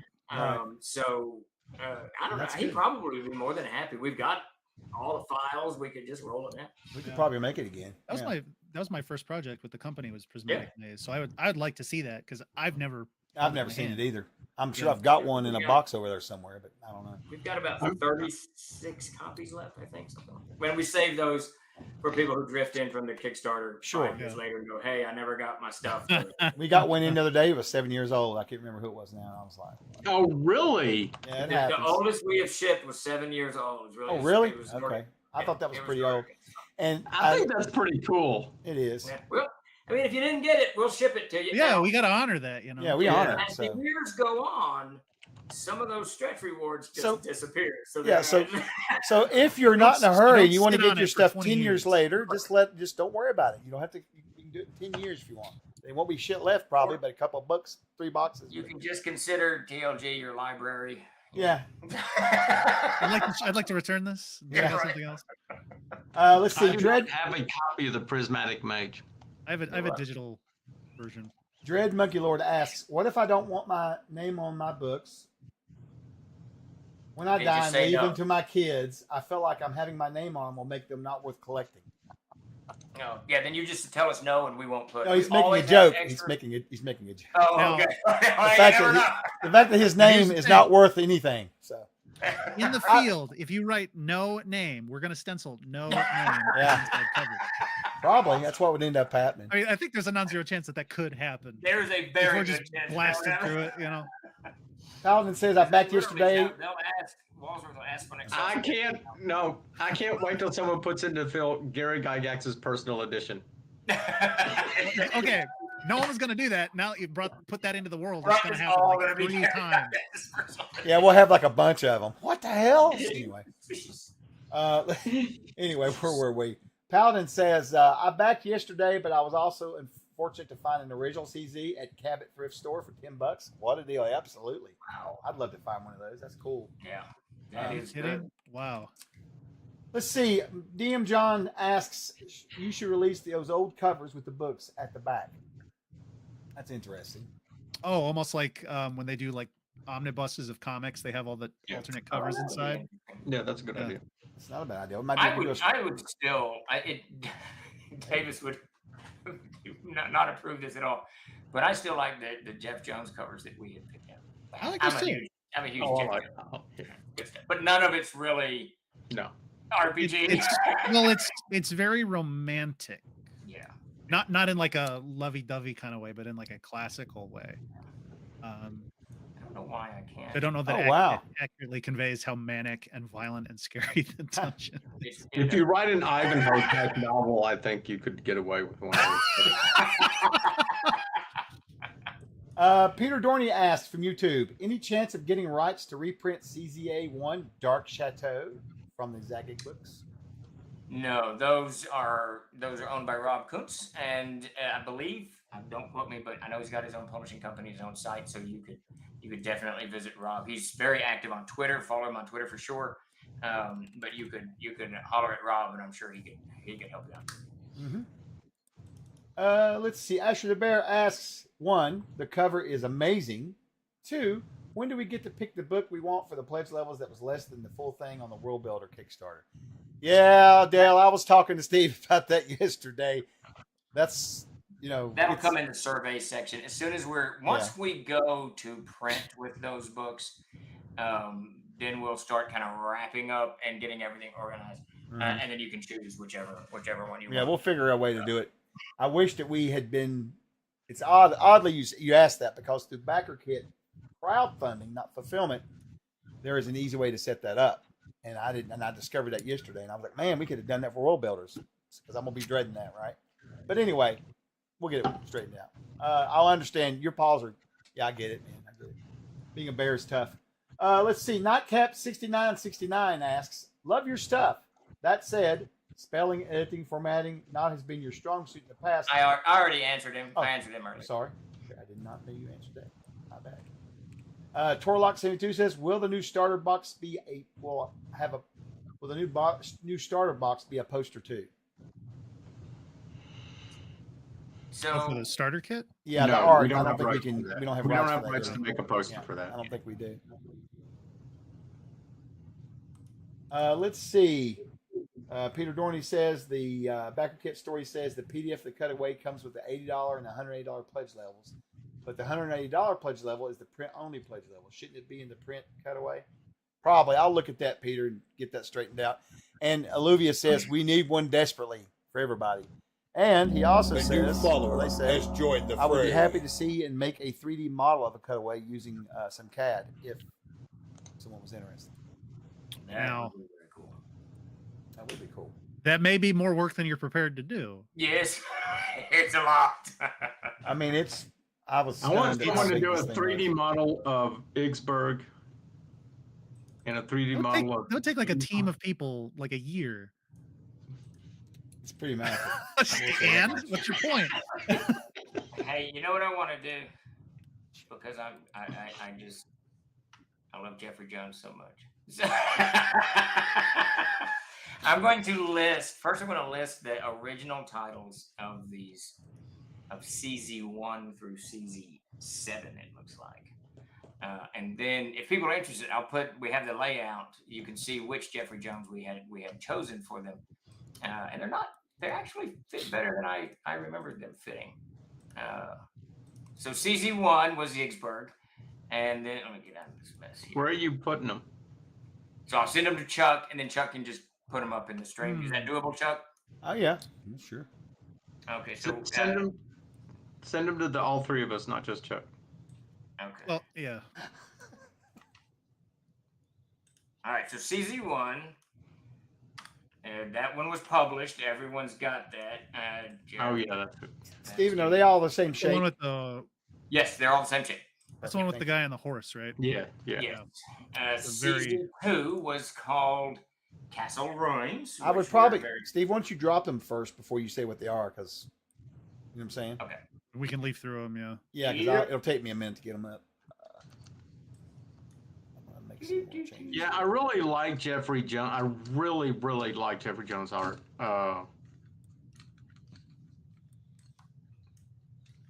Yeah, some of their stuff is on some of the old Okay, so I'm dropping it all to Jeremy first for some reason since he's not able to put it up. So I'm not sure I want to Jeremy first. What are you but Jeremy, doing? you got Fine. I was like, oh wow, these look really great. yeah. And now they're going. Oh, these are so good. Oh my god. Yeah, they really are. They actually fit better than I remember them fitting. It's just that first one. That first one is very Yeah. The last Classical. one doesn't really fit so much. Okay, so I've got those up. Wait a minute. I've sent those over Alright. to Chuck. These So are pre-existing pieces, right? Yeah. You- These- oh. Because I have novels with these art on them. Yeah, absolutely. So the second one was Castle Ruins. The third one was Beneath the Ruins, and then the fourth one was The Deeps. The fifth one was Chambers of Stone. Then the Lightless Lake and Zagyg's Way. Gary's level, the names of his levels were just freaking awesome. All right. Go ahead. So we've got, I'm going to answer one last question here. Well, there's two here, actually. Let's see. Let's see, where's it at here? Darky Gray says, hey, guys, does it say Year of the Troll down there? Why does it? Oh, because it is the Year of the Troll, my friend. It's always Year of the Troll. It's been the year of the troll for like 3 years. Right. Longer than that. Ever since I ran my first stream, probably. But anyway. Years. In China they have the calendars for at least for year of the dragon, year of the Sure. rat, Yeah, year of the yeah. Zodiac. So in reality, like in the real world of existence beyond the universe, there's a troll year. Well, that's the truth. So you don't know. You guys don't know what I'm doing here. 2 more years, I can put up Decade of the Troll. Huh? Yeah? Yeah. Think about it. Think about it. Yeah. All right, I'm going to drop these in. They're going to be massive. I'm sure Steve just sent me the straight files. So give me a second to shrink them down. We'll drop through All here, right, I'm Steve. going to answer questions as they pop in. Peter asks, is the PHP and M&T the reforged editions? Yes, they are. So you're good, Peter, on that. Going forward, and to order the older versions, you have to kind of go through I think the Scratch and Dent or something. Chuck's got them somewhere on the website. Pretty soon it'll just be secondhand market. Yeah. Yeah, they're almost sold out. I mean, Yeah. somewhere around here, Dakota did the inventory, but For once we're retiring something. For once. Yes, we will retire these. See, Terry DM says, will Svetlana's matte renderings be available for print as big posters? Very possible. We'll talk to Svetlana about that. I'm so excited about having her on board. I can't explain. They just sent me her Twitter about 6 months ago, and it's an excellent fit. Yeah, I know. It's just it's so It is evocative. I don't know. It's very colorful too, which color, the tendency is to go very earth tones with maps. And I think the color is 100% the way to go. Very, very vibrant. I did little blow-ups, little versions of it on the Backerkit campaign. But if you go to her Twitter and look, I think we linked it from the. We linked the Twitter, yeah. Yeah, it is just scroll down. It's so cool. It's so cool. It's just pages and pages and pages of really amazing art. Yeah. 288. Very good. All right. Really? Death Thong's got a question there for you, Steve. If you want to grab it real quick, and then we'll go to these covers. Just joined the chat, so not sure what all we're talking about, but on the character manager, is there any videos of how it works? I'm pretty sure there's a video of how it works. I'm not going to swear to that. Grace has stepped away for the afternoon. I don't think there is one, Steven. I'm not There is aware. not. I could have sworn someone. Okay, so maybe there isn't. The good news on the character manager is right after Gary Con, Scott will be working on that again, and he hopes to get it uploaded on Apple and then begin work on the adding to it, the multi-classing and the class and a half, and there's something else. I can't remember the dual class, whatever. There's 3 of them. That's all I can remember. No one knows. It's going to be in the new Adventurer's backpack, something that was never released before Mark left the company. he actually included. There was a book called Expanding Classes. Yes. Wherein Mark discussed all of the multi-classing, the dual classing, and the class and a half, and gave all of the possible combinations of it. And then I asked him just before he left the company to do that for the Adventurer's Backpack and the Player's Handbook. All of that was done. I found it the other day. Chuck happened to mention something in passing. I said, well, we've already done that. That's going to be the cornerstone of the new Adventurer's Backpack. We're going to roll all of that stuff into the Adventurer's Backpack. So when we get that book reprinted, probably early next year or late this year, then that's what's going to be. It's going to be the classes that are in there up to 24th level, and then the expanded classes and some expanded rules on some other crap that I got in there. Let's err on the side of next year. Slow down. I don't have, this is what's cool, for 3 days, I'm going to bite myself in the foot.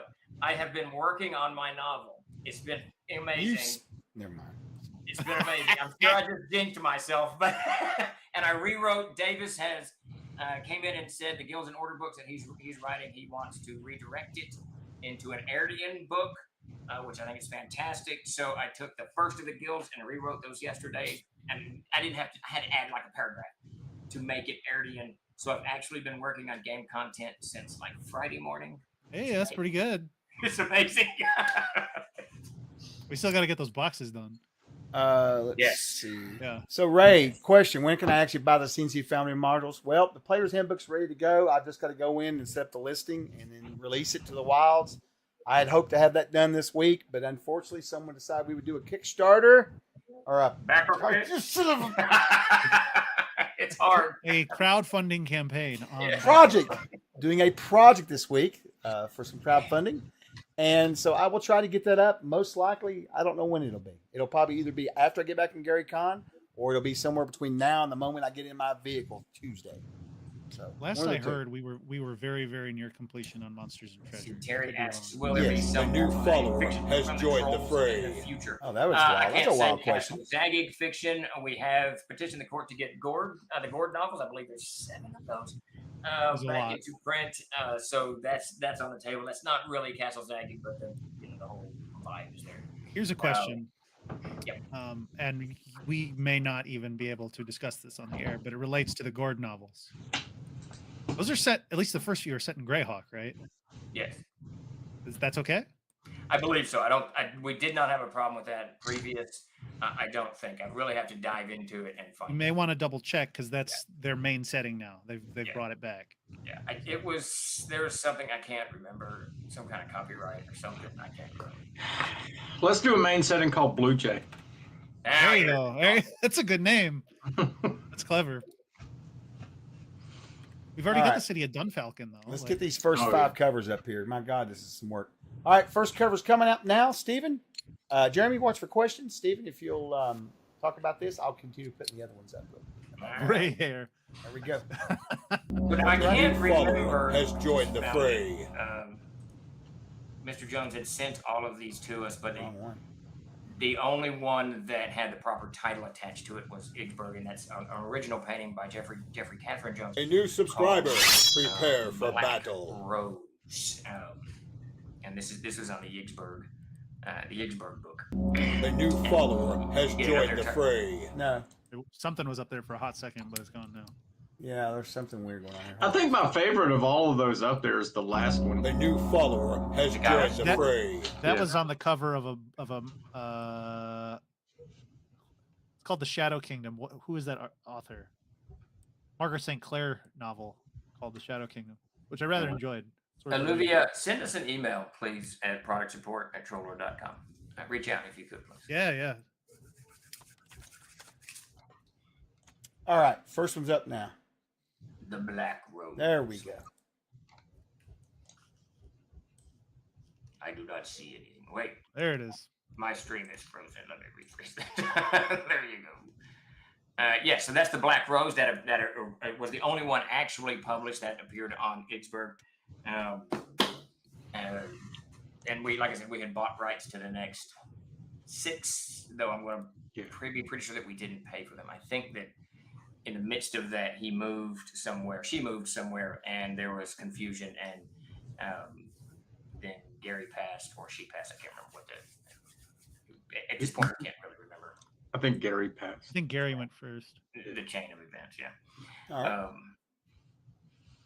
So that's the Black Rose. I thought that was cool. That's kind of the Yggsburgh feel to it, and that definitely was on a fantasy novel back in the 80s for sure.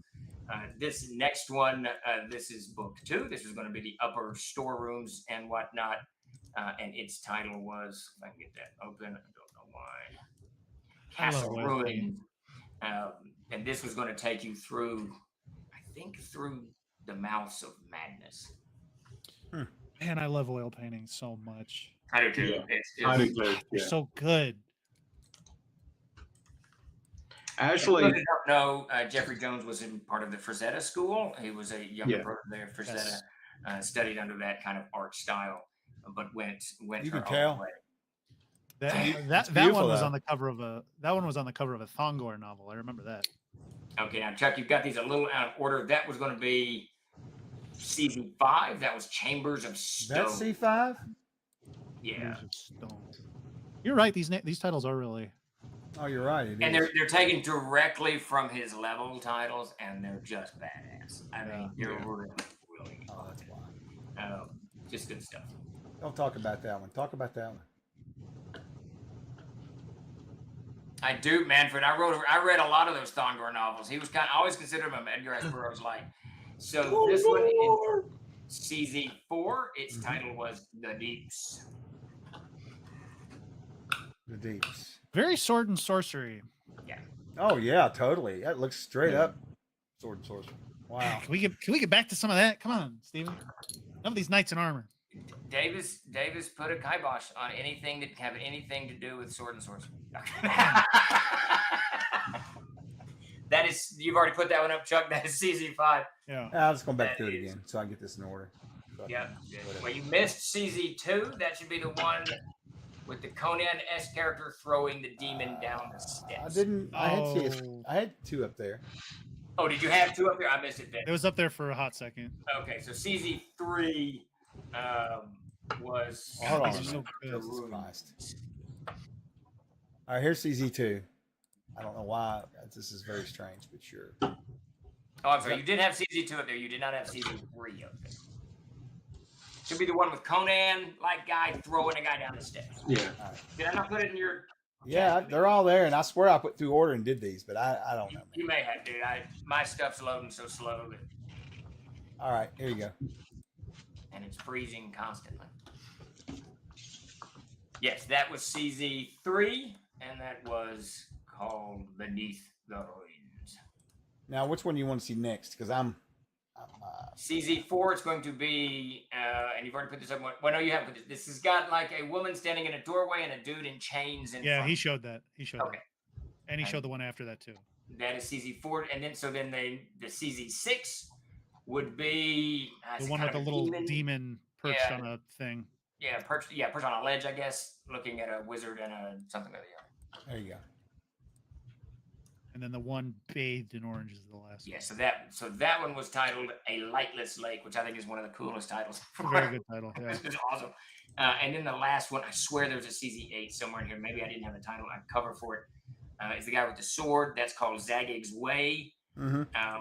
I have a final cover here that wasn't laid out, but I don't think that was going to be. I still am a huge fan of Jeffrey Catherine Jones. And just to be clear on the names, Jeffrey Catherine Jones had a sex change operation in the early aughts. I can't remember. So it's Jeffrey Jones, 70s, 80s, 90s, and then Jeffrey Catherine Jones. But she asked professionally Jeffrey Catherine Jones. Yeah, she asked that before she died, when you are referencing material written before or painted before the operation, it's Jeffrey Jones. After the operation, Specific. Okay. So it was. I talked to his daughter, very delightful young lady. I mean, well, she's my age.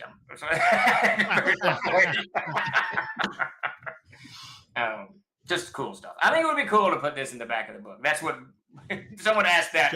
John said he said, yeah, we need to definitely talk about that. I hadn't seen all these covers. My God, beautiful. It was all. I mean, that's kind of the tragic thing about 08. Many things, obviously, Gary's passing being primary, but Yeah. We were, and Peter knows, and Davis knows, we were deep into Castle Zagyg, very deep into it. We had a whole production schedule, covers obviously done. We were ready to go. Jeffrey Chelanian was working like a madman. Peter was working like a madman to get this stuff done when the licenses were yanked. But it's the way it goes. Is this Zagyg prelude? Yep, like the other preludes we've done. So there's a question there from Joff Thurwill, who asked, any chance of a Zagyg prelude book as a freebie? That is a fantastic idea.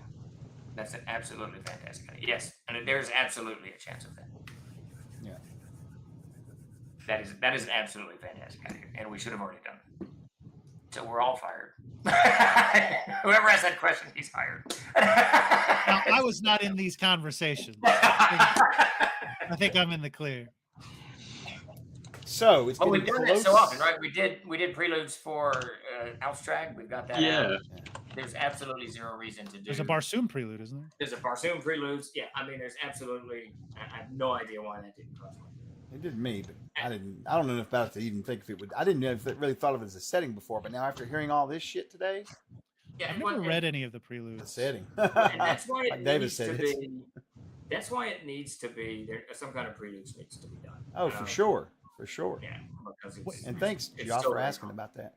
Is the prelude like a primer, or is it like a short story? Yeah, it's like a primer, sort of. For Alstrag or for this? Just in general. Sure, either one. So for Alstrag, what I did is there's like it's like 12 pages, I think, maybe 10. Mm-hmm.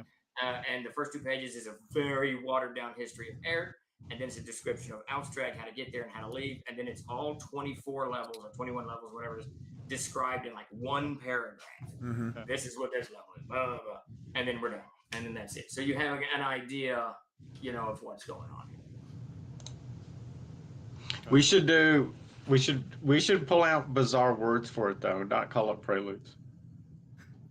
Oh, this man, Steve, what did we come up with last time? Steve loves books, and this man Davis loves words. He loves all kinds of cool words. We could do like 3. We could do like a prelude and intermission. We call it like exordium, intermezzo, and what's a good word for Gary liked his words. I mean, he used terms like obsequious factotum. All right. Yeah. Like, no, you're not wrong on that one. Peter, I responded. He had some in the outs in that I was editing. He had some word for cherry trees that I had never, ever, ever heard before. It was like a term to describe flowering trees that bear fruit. Mm-hmm. And it was like, this is so hyper specific. I don't know how he knew this, or if he's working with the thesaurus handy. I could believe either one. But and I don't remember it now because it was like a 6-syllable word. He probably knew it. Yeah, he probably knew it. I was like, how for sure. It was like walking through the woods with my father. He could name all of these obscure trees, and I guess you just grow up in the woods. You learn it. Right, you learn how all that kind of unfolds or whatever. You guys make fun of me for knowing everything. I can't imagine a conversation with Gary. I cannot fathom it. You have a voluminous knowledge of things, which is good. That's a good thing. Yeah. The World Builder, the first one, World Builder. Yeah. I remember when we were putting that together, we had to reformat that so many times. It was the second hardcover book. We didn't know anything about what we were doing using PageMaker. Then I went to that text, and Todd will tell you my DMing changed. The language went up, the descriptive text went up, everything went up because there's just so much stuff in the book. Yeah. And okay, but it's important, okay, because when you read Gary's stuff, right, and this is important I think for every game master, this is a really, really, really useful thing, is when you're describing something, you don't have to go into minute detail, right? But you need a reference point to draw someone in. And the more specific that reference point, the more they can be drawn in. So your sentence can be just like normal otherwise, but you throw and say like, on the table, huh? Like you could describe a guy as corpulent, and that's enough. And you're like, that's enough, yeah. Right? Or the spoons. Gary had like 37 different types of spoons in there, right? You pick one specific type of spoon, you say, these are, leaf pattern spoons or whatever, and and that drives, like, for the players, it grounds it and gives it texture. But you don't need to use them too often. You don't need to, like, completely. And the funny thing about it, I was reading some Lovecraft over the weekend, and I can't remember what flower he was talking about. I have no idea what that flower looks like, but it conjured an image in my mind. Yeah. I mean, just some creeping vine on the side of a house or whatever it was. And I don't know what he's talking about, but suddenly there's an image of something in my mind. And that's all you really need to do, right? You need to. He talks about the cries of whippoorwills a lot. I have no idea what a whippoorwill sounds like, but it's some kind of bird that comes out at night. Just like whippoorwill. Yeah, we got him. We got him up at Davis. If you go up to Davis's farm, if we do a troll moot up at the farm, you'll hear them. All right. They're really cool. A whippoorwill is really cool. Yeah, that's it. That's a huge part of the Charles Dexter, right? I think that he hears the whippoorwills at night. Yeah, I think that's a huge part of the madness of Charles Dexter or something. The curious case of the case of Charles Dexter Ward. Yes. Yeah. That is one of my, which is, it's very slow, but that's one of my favorite pieces of literature I've ever read. Did you read the follow-up? I don't There's know. a sequel. What's The Dream Quest of Unknown Kadaf. Okay, so I didn't know that was Lovecraft. When I tell people I've never read Lovecraft, I was wrong. Back in the 80s, I read that. I thought that was James Brandt's Cabal, but it's not. Really? Yeah, that's Lovecraft. Yeah. And I've got an anthology of Lovecraft, and I was reading it this weekend, and the next one up is the Dream Quest, and I was like, what the hell? It's so stylistically different from, like, because it's not horror. It's almost straight ahead fantasy. Very, very different. I don't remember it being that kind of dark. No, that curious case. I don't know what it is. Maybe I was just in the right mood. I just enjoyed that so much. So those are two excellent stories that go great together. So let's see. We've got a few more questions, and then we're going to do our giveaways in a little bit. Yeah, we need to wind down and get back to it. Yes, because and as far as the prelude goes, I don't know why you guys even hesitated. Why don't we just put Zagyg, the Akbadarian? What do you think about that? Just put it right. The ABCdarian. Yeah, ABCdarian, exactly. Do it. Think about that. Let's do it. I think it would be good. I know Jeremy was really taken with the title last time. Yeah. It's a fine word, but it's a fine word. It's a fine word. Let's see. It's called Sesquipedalia. Let's see, where was the questions at here? There we go. Joff says, I missed the Worlds of Gary Gygax World Builder campaign due to changes in finances. I live in the UK. Would it be a really nice add-on so I can benefit from UK-friendly shipping? So you're going to be able to benefit from that all the way around. Those books will be shipped to GMS distribution in the United Kingdom as soon as they come out. And they will be for sale in great stores all over the UK and at GMS where you can get local shipping. So it'll be available locally. And we'll probably have a fulfillment thing for that too. So I'm assuming, later. Yeah, for sure. But when those books arrive in England, I mean, I'm sure the shipping from one UK address to another UK address is much cheaper than any. Yeah, so it would probably be cheaper to get on Virgin Atlantic and fly over here and pick them up. Yeah. Darky Gray asks, sorry for the obvious question, but are these Zagyg books system agnostic, or do I need to play CNC rules, Castle Crusades rules with them? So they're going to be in Castles and Crusades for sure.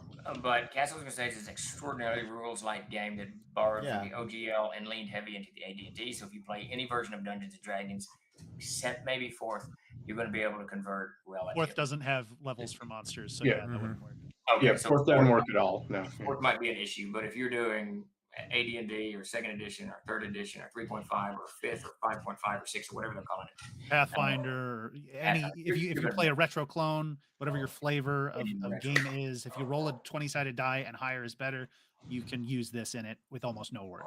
It's really easy. Yeah. And and we'll go ahead and do this. And in fact, somewhere around here we have some quick start rules for CNC. And we're going to do another stream tomorrow. Log in, and we'll give those away for free to everybody. We'll get those out a PDF to everybody tomorrow. And what was you that? Can dive into. In fact, you can download the 7th printing from the store right now. So you can download the 7th. I'll put all that up on Twitter. Links to all that stuff too. So if anyone wants to get to it. Hey, Jason. So Twitter will be a flood with a lot of our support material. Yeah. For those of you who don't play Castles and Crusades or new to Castles and Crusades and want an intro before jumping in or whatever. I can actually send it out to all the backers. Okay. Yeah, Something there to you think go. about too. Yeah. Anyways, 2 more questions, and then we're gonna roll on out of here because I got things going on here at the house too that I wasn't told about. Some guy outside looks like he's here to fix something. I don't know. He's still in your car at the moment. Oh, great. That's fantastic. Let's see. Terry DM 1978 says, yesterday you mentioned that there was some stuff of Gary's stuff that you had to cut from CZ. Have you considered releasing that stuff as bonus content, perhaps PDF, for backers once the project is finished, or some other way? I believe it's all just going back in. Yeah, we're going to try to roll everything back in. Anything that was cut, we're going to try to roll back in. And that's sort of what I'm dicing through now, is looking in all of these files, and it's a copious amount of files, Right. to figure out what it, and so a lot of it's like we repeated files, duplicate files, but there's slight changes in the one to the next. Yeah. And Gary was very careful to, put volume 1 or volume 2 or version whatever. But I got to make sure that stuff he cut from version 1 or may have cut, Mm-hmm. we don't need to make sure it's in the final. So Yeah. I'm surprised you had the nerve to tell him no. we had a couple of really spirited arguments. It was, Yeah. he was frequently more right when I went the direction I wanted to go. He was frequently more right than I was, and the funniest was the Gygaxian Fantasy World Series. I didn't want to call those books that at all, but he said you've got to, and I acquiesced on that one, and that he was 100% right on that. You know what else he corrected you on that I think is absolutely hilarious was the royalty. Oh yes, that is the coolest thing anyone has ever done. This is how cool. Yeah, go ahead and explain it. But this is what a good person. New How cool Gary subscribers, Gygax was. prepare This is for really battle. cool. Yeah, this puts Gary heads above everybody else. So you got to put yourself in Davis Max, and Mac was in the company in those days, back in 2000, 2001 when we were making these negotiations. I didn't really know what royalty to pay anybody, honestly. And there's nothing on the internet. I mean, the internet, a little bit here and there. But And when you say royalty, what are you talking about? so that's the percentage that they're going to make based on the MSRP. So if something is $50 and you get 10% royalty on that, then you get 10% of that $50. It's So something you pay to the creator. yeah, royalty to pay to the creator. So the question was what to pay Gary. So the only thing I could find was that Stephen King was making 10% royalty. I know that. This is Gary Gygax. I'm not a huge Stephen King fan, so Gary Gygax is much better than Stephen King. So I paid. We offered 10% to Gary, and I've still got the email, and he wrote back within minutes, and he said, "This is very generous." And I'm paraphrasing. I'd have to pull the email, but he said, "This is very generous, but you'll go out of business if you do that. Why don't we start with a reasonable 3.5%?" And that was it. I mean, I remember you telling me about that now. which is stunning to think he didn't have to do that. He could have gone in a different direction with that. He could have been egotistical or whatever, but he didn't. And now later, as we grew and the sales grew, we increased his royalty. But I just thought, Davis, that is really one of the coolest things ever. Yeah, it really, really was. And Gary offered occasional pieces of business advice that were really, really good. He did. He did, and he didn't really try to steer us because, he started his own company and he knew all the pitfalls that we were facing. So, and I know that he would get frustrated that our production schedule wasn't as fast as he wanted it to be, especially towards the end as he got really busy rolling stuff out. But in those years, of course, it was just me. Even Todd had left, and after 5 or 6, it was really just me and then Peter doing art, nobody else. But Davis came and went as his personal situation, shifted. Hey, when you get hunted by the law, that's not nothing to be joking about. I'm telling you right now. He's wandering in and out of the desert. We did have to pluck Davis out of various places. So. Oh, we need to do a book on Davis. I'm telling you, the Book of Davis. Yeah. It's great. Ken did drive up and get me out of jail. Yeah, let's talk about that. But they actually, if you remember, they had thrown you out of jail. Yeah. Because the toilet was broken or something. They told you to go find a bathroom. Only you could get kicked out of jail. And this is like at 2 o'clock in the morning, they kicked me out of jail. It's like 20 fucking degrees outside. Because I drove in and you were just walking down the street. And I remember I was driving down the street in Carbondale, wherever that was, somewhere in Southern Illinois. And I said, I turned to Vera. I said, I have no idea where there's no mapping programs. I said, I have no idea where the jail station is. We're just going to have to find the jail. And then I looked out the window. There you are walking down the street. I was like, is that Davis? God help us, I tell you. was hilarious. Oh my word! All right, last three questions, and that's it. We got to get out of here. Peter Dorney asks, "Can the print stretch goals that depend on choosing a pledge level like Mage Portrait also be add-ons for $5?" Peter, I don't know. We will meet and talk about the stretch goals and what we can do, but there's some things that are built in as exclusives, and I just don't know if they'll drop those or not. But we'll talk about it and see. Some of it, like that cutaway, for sure is important. Absolutely. Let's see. Torlock72 asks, "What is the dream project from Gary that you would like to bring to the world?" A dream for us or a dream for Gary? Yeah, I can answer that in both. Well, I can answer for myself. For Gary, it was Kings of England, Kings of France. That's what he was most passionate about in the end, which is a board game. For me, I know what Davis is going to say. For me, it's either Hall of Many Pains or Castle Zagyg. I'm not really sure. I love both projects, but I know where Davis is going. Yeah, I want to get Halls of Many Pain. I just love that project. I think it's a great idea. We just Sounds get really like cool. the world of Greyhawk. That would be cool. That'd be pretty Oh, cool. yeah, We could do some cool stuff with that. Yeah. What has happened? I'm in the Twilight Zone all of a sudden. What the hell? You got me good, Jeremy. I was like, what? What's going on here? What's happening? All right, last question. This is from the Revitine. And yes, Revitine, I did see it this morning. I was going to mention Steve. Can you speak to the PDF print plus PDF pricing? There is a top thread about it on the campaign being so expensive. And there is a growing, massive discussion over there about it. And one of the things that some of them may not realize is that we do have the pay over time, which we tried to help with that. But this much material is just, well, Steve, you can So explain. the PDF pricing is based on, I want everyone to remember that there's, and I'll get in and make a comment, it's the 3 books and 14 maps, full size, full color maps. So it's not just books. I mean, you're getting like 14 huge maps, 3 books. It's a lot of content. And the higher we go, the more you'll get. But the books are what, 250 to 300 pages each? Yeah, they're huge. They're like M&Ts. And here's another thing. Okay, so we were with the whole tariff things. I did a lot of research on paper and stuff like that, and on Bantam and Easton Press. So here's another thing that consumers, and Easton Press put this out, and Bantam did as well, is that consumers are not satisfied with the pulp production that they had in the 70s, 80s, and 90s. They don't want it anymore.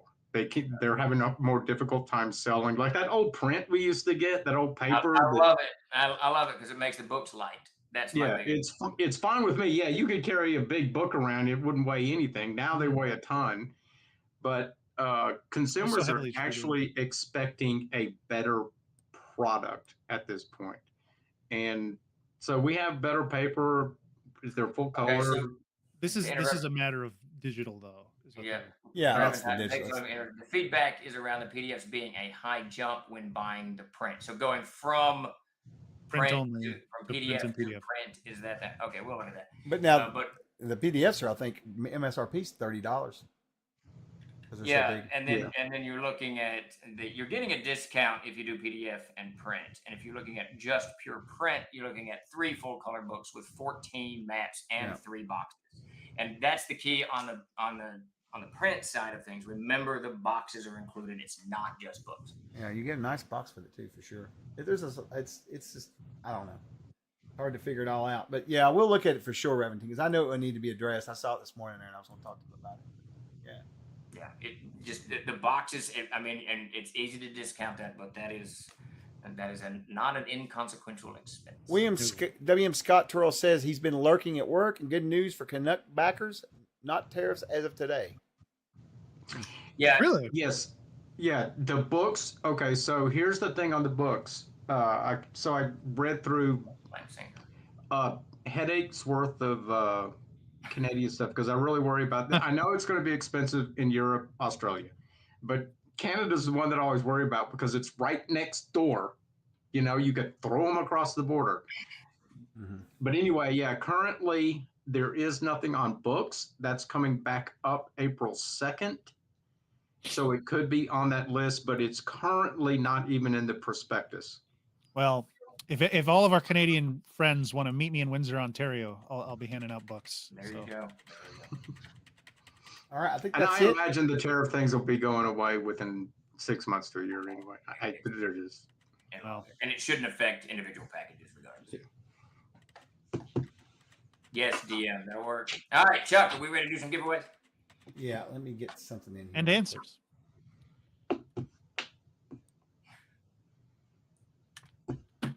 Oh, golly. We are closing in, Barsuk, closing in. We just crossed 290. Yeah, it's 291.9 now. It's almost 292. Hey, you know what I'm going to start doing on the Thursday stream? What are you going to start doing? Giving away something from my desk. You got to mail that to them. You know, you got to follow you up. got to on do that. the mailing. Yeah. All right, let's get these giveaways done. We'll get out of here. I gotta figure out what I do here. That just took all the wind out of your sails, didn't it? What if I mail it down to Kent? It's just gonna get lost. There it'll stay. Yeah. Yeah, no, I've been asking for those books for an age, and I haven't got them yet. So Now Davis is a burner. Steven, you are not a burner. What do you do with all your junk? Because I know you don't hold on to it either. But they get sucked into whatever. I buy bookshelves. All right, I'm gonna pull. We're gonna pull 5 codes, $10 codes. A link will pop up in the chat. Just click on it, take it to our Discord. Obsidian Risk will get you your codes. I'm gonna make him a bunch today too. Been giving a lot away here lately, but he'll get your code. Just DM him. You can ask for him in chat, tag him, however, and we'll get those to you. We appreciate you guys coming and hanging out and joining the giveaway and just chatting with us and helping us build this project up to its final. So yeah, let's pull these. They're for, like I said, they're for $10 off a PDF product on our store. Did it close? I think it did close. What close? I don't know. This stupid web-based. Yeah, it says raffle entries have ended. Okay, here we go. First winner is Nightcap 6969. There you go. Congrats. And there's the link right there. Next winner is Sweeper AZ. Oh, good news. I'm glad you're hanging out, man. Awesome. Thirdly is Proudfoot Underhill. Hey. There you go. Congrats. Saw you chatting earlier. Fourth is Alucard Tepus 145. What are you laughing at? Jeremy. Okay. I know that guy. I know him in real life. All right. And last but not least is the Fine Line, who has won a $10 PDF code. And again, just go to our Discord. The link is there. If not, then just go there. And there it is. And Scott will get you taken care of. It's Obsidian Risk. Let's see. Any other final thoughts from you guys real quick while I get us out of here? No, it's all good. Just an enormously heartfelt thank you. Yeah, thank you, Yes. everybody. Where are we sitting at now? 292. 292. 292.6. So over halfway to 293. Wow, that's really close. Okay. Yeah. That's actually pretty wild. All right, I'm going to raid into this fella here who raids into us sometimes. I think he's out at dinner. He looks like he's running a game or something, or having a discussion. Oh yeah, that's Jason. I'll raid into him. Did you say we're rating into Jason Alexander? No, do you even know who that is? Yes, I know who that is. Anyway. All right. Dude, anyway. All right, take it easy, everybody. All right. I'm having a rough day here, buddy. All right, so here we go. We'll get this up. We'll get this raid going. We'll roll in on him and say hi to him. And he's talking about some gaming stuff. How to be a game master. It's Justin Alexander. What did I say? I don't know what I said to you. But, Alexandrian. I meant Justin Alexander, though. That's who it is. Justin Alexander. Yeah, he's a writer and such. And whatnot. Anyway, all right. We're going to raid into him now. Everybody, thank you so Everybody call much. George when you get over there. We'll be back tomorrow with another stream. So come see us. We may do a surprise pop-up, whatever. We're trying to get this all done before we go off. A new follower has joined the fray. All right. Thanks, everybody, so much, everybody. Y'all have a good evening. All right.